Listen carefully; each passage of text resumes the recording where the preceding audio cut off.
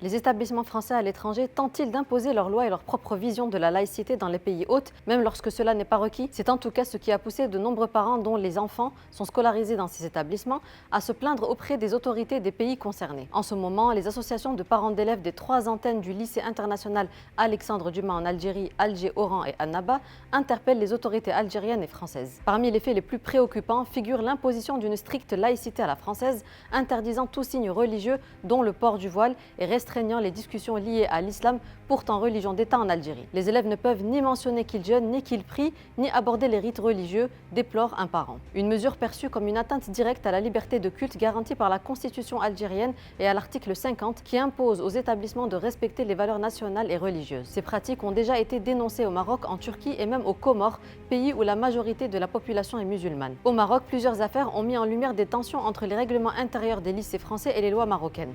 En juin 2024, le lycée français Victor Hugo de Marrakech a refusé l'entrée à une élève de 14 ans portant le voile. La justice marocaine a condamné l'établissement, ordonnant la réintégration de l'élève et soulignant que l'interdiction du voile violait les conventions internationales ratifiées par le Maroc. Dans une vidéo précédente sur Nouvel Ob, nous avions évoqué le long bras de fer entre Paris et Ankara, lors duquel les autorités turques avaient interdit l'inscription de nouveaux élèves turcs dans ces établissements à partir de l'année scolaire 2024-2025, invoquant l'absence de statut légal de ces écoles en Turquie. De même, de nombreuses plaintes concernant la pratique religieuse avaient été également relayées chez les élèves mais aussi les agents d'entretien, interdits de venir nettoyer avec leur voile dans l'enceinte de l'établissement. Le ministre turc de l'Éducation Yusuf Tekin avait alors dénoncé l'arrogance de la France et son attitude néocoloniale. Dernier cas, peu médiatisé cette fois aux Comores en novembre dernier, concernant le lycée Henri Matisse de Moroni, qui s'est retrouvé au centre d'une controverse pour avoir interdit à une élève le port du voile, ce qui avait fait réagir le ministre comorien de l'Éducation, qui a rappelé à l'établissement qu'il était prohibé d'empêcher le port du voile dans le lycée français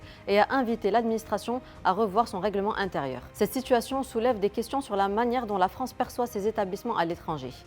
De Rabat à Ankara en passant par Alger, ce sont toujours les mêmes témoignages qui ressortent où se mêlent mépris des lois et imposition des lois françaises sur un sol étranger, renvoyant à une attitude néocoloniale de la France qui s'impose comme si elle était chez elle. À l'heure où les tensions entre Alger et Paris sont vivaces, la polémique déclenchée par l'attitude du lycée Alexandre Dumas ne va pas dans le sens de l'accalmie. Laissez-nous votre avis en commentaire et en attendant, à bientôt sur Nouvel Ob.